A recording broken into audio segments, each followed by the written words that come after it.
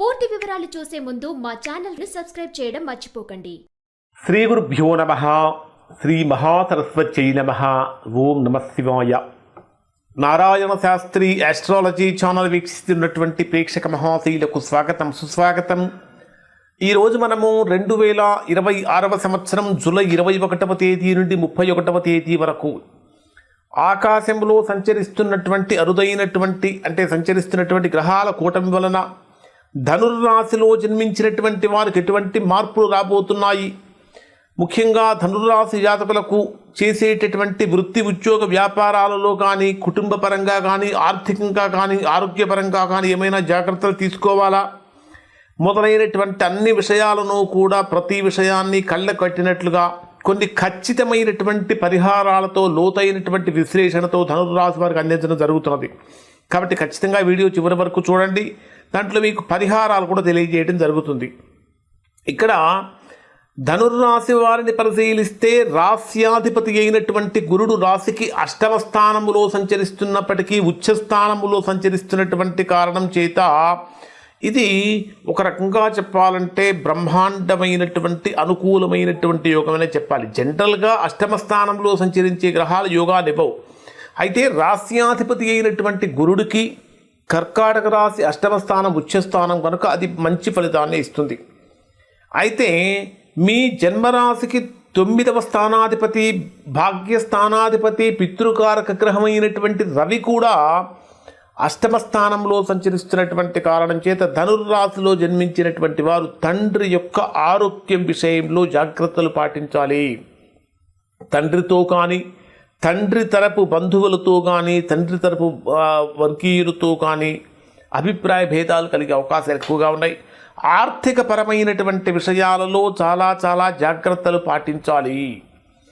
అలానే మీ జన్మరాశికి వచ్చేటప్పటికీ ఇక్కడ ప్రస్తుత పరిస్థితిని కనుక మనం పరిశీలించినట్లయితే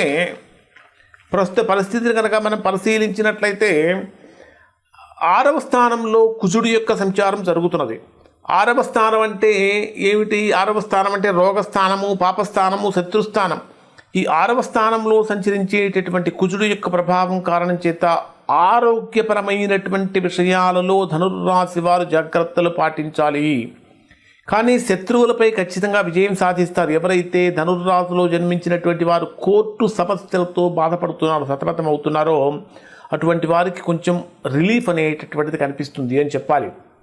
ప్రధానంగా ధనుర్రాశిలో జన్మించినటువంటి వారికి 9వ స్థానంలో సంచరించేటటువంటి శుక్ర కేతు గ్రహాల యొక్క ప్రభావాన్ని కనుక మనం పరిశీలిస్తే, అంటే సుఖకారకుడు, భోగకారకుడు అయినటువంటి శుక్రుడు, మోక్షకారకుడు అయినటువంటి కేతువు, ఈ 2 గ్రహాలు కూడా భాగ్యస్థానంలో సంచరిస్తున్నటువంటి కారణం చేత ఎవరికైతే విదేశీ యోగం కోసం ప్రయత్నిస్తున్నారో, విదేశాలలో ఉద్యోగం కోసం కానీ, విదేశాలలో ఉన్నత విద్య కోసం కానీ, ఇటువంటి విషయాల కోసం ఎవరైతే గట్టిగా ప్రయత్నిస్తూ ఉన్నారో అటువంటి వారికి అనుకూలత కలుగుతుంది అని చెప్పాలి.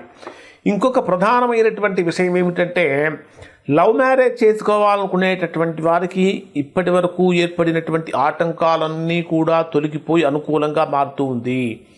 కానీ ప్రధానంగా 10వ స్థానాధిపతి అయినటువంటి బుధుడు 7వ స్థానంలో స్వక్షేత్రంలో సంచరిస్తున్నటువంటి కారణం చేత ఇప్పటి వరకు ఎవరైతే ఉద్యోగపరంగా తీవ్రమైనటువంటి ప్రతికూలతలతో ఇబ్బంది పడ్డారో అటువంటి వారికి ఉద్యోగపరంగా ఏర్పడినటువంటి సమస్యలన్నీ కూడా ఒకదాని తర్వాత ఒకటి తగ్గుతూ ఉంటాయి. అంటే నెగిటివ్ అంతా తగ్గిపోయి పాజిటివ్ వైపుకు అడుగులు వేస్తూ ఉంటారు. నిరుద్యోగులుగా ఉన్నటువంటి వారు చేసే ప్రయత్నాలు కూడా చక్కగా ఫలిస్తాయి.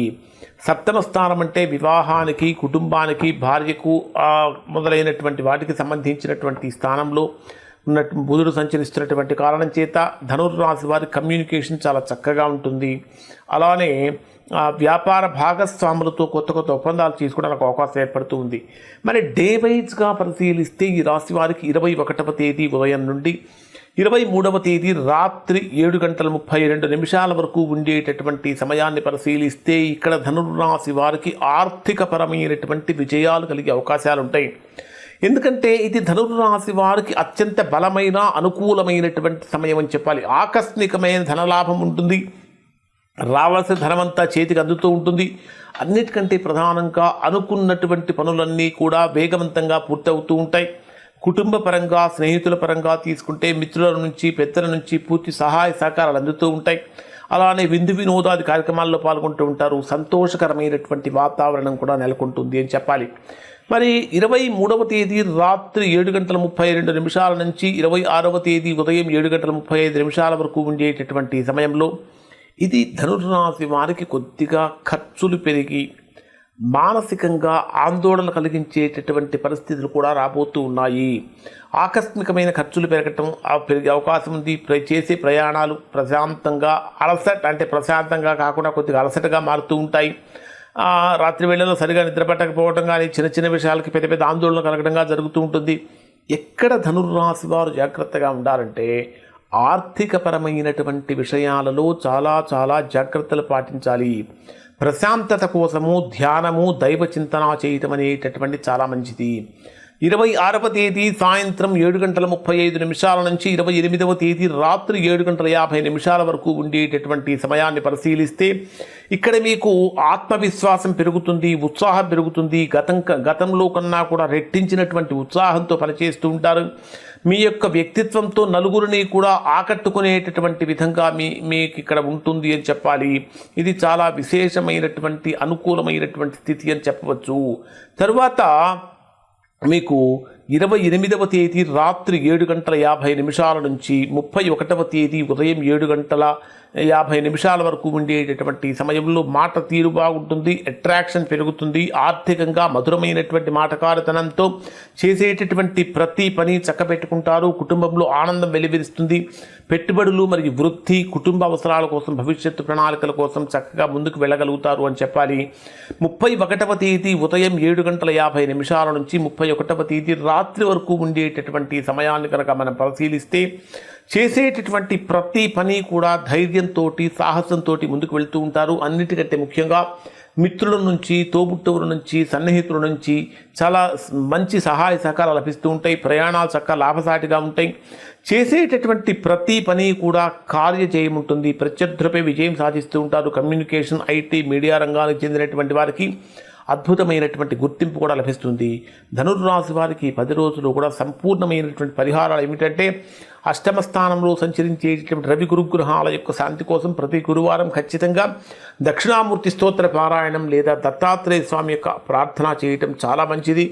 అలానే 12వ స్థానంలో సంచరించేటటువంటి చంద్రుడు 23వ తేదీ నుంచి 26వ తేదీ వరకు ఈ 3 రోజుల్లో ఖచ్చితంగా ఉదయాన్నే శివాలయానికి వెళ్ళి శివుడికి అభిషేకం చేసుకుని రావటం వల్ల తద్వారా సత్ఫలితాలు పొందుతారు. చతుర్థ స్థానంలో సంచరించేటటువంటి శని అర్ధాష్టమ శనిదోష నివారణ కోసం నవగ్రహాల దగ్గర నువ్వులతో కనుక దీపం వెలిగించినట్టయితే తద్వారా మంచి ఫలితాలు పొందుతారు. ఇప్పుడు చెప్పినటువంటి ఫలితాలు దాదాపుగా ధనుర్రాశులు అందరికీ వర్తిస్తాయి. ఎవరికైతే వర్తించడం లేదో, ఇంకా ఎవరైతే తీవ్రమైన ప్రతికూలతలు పొందుతూ ఉన్నారో అటువంటి వారు ఒక్కసారి మీరు మీకు వ్యక్తిగత జాతకాన్ని విశ్లేషణ చేయించుకొని దోషం ఎక్కడుందో తెలుసుకొని దోష నివారణ కనుక చేయించుకుంటే చక్కగా సత్ఫలితాన్ని పొందుతారు. ఇవి ధనుర్రాశి వారికి ఫలితాలు. శుభం.